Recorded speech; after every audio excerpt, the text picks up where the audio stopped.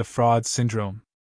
Have you ever walked into a room, looked at the people who seem to have it all together, the ones radiating effortless confidence, and wondered, what's the secret? Most of us think it's luck, talent, or a perfect childhood. But it's not. The secret is a single, terrifying decision that most people are too scared to make, the decision to stop looking out and start looking in. As Carl Jung famously realized, until you look inside, you aren't living, you're just reacting to the world. Today, we're going to deconstruct the psychological traps, the masks, the shadows, and the constant need for likes that are keeping you from your actual life. The origin, how you lost yourself. Think back to when you were a kid. You were 100% authentic. You cried when you were hungry, laughed when you were happy, and didn't care who was watching. But then, the pruning started. You learned that getting angry made people leave. Being too loud got you sent to your room. Being different got you mocked. To survive, your brain did something brilliant and devastating. It took every part of you that was rejected and buried it in a deep, dark basement. Jung called this the shadow.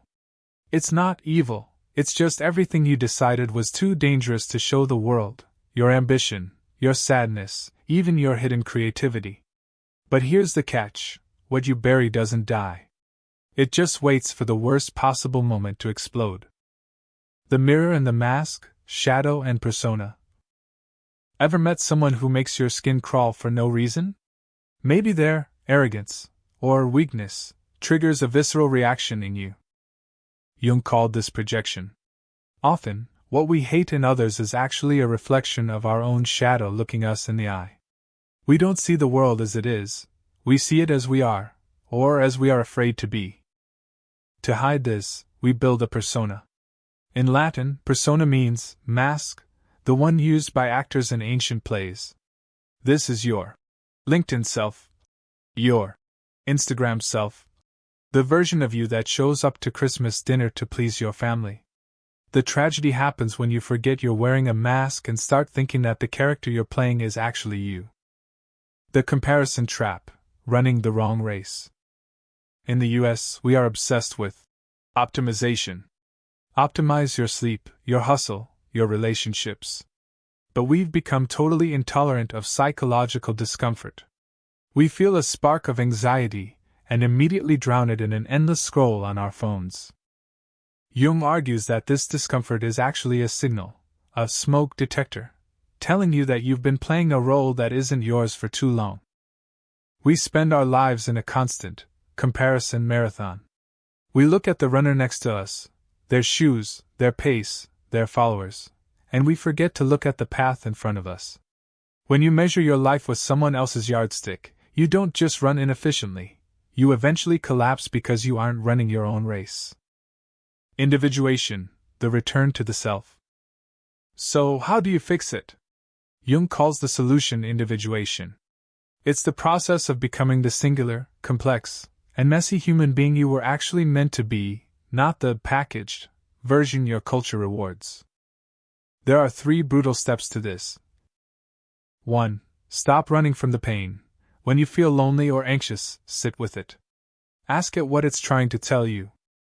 2. Audit your value. Ask yourself, what is actually mine, and what is just borrowed? Did you choose your career, or did your parents' expectations choose it for you? 3. Master the art of solitude. Jung literally built a stone tower in Switzerland with his own hands just to be alone with his thoughts.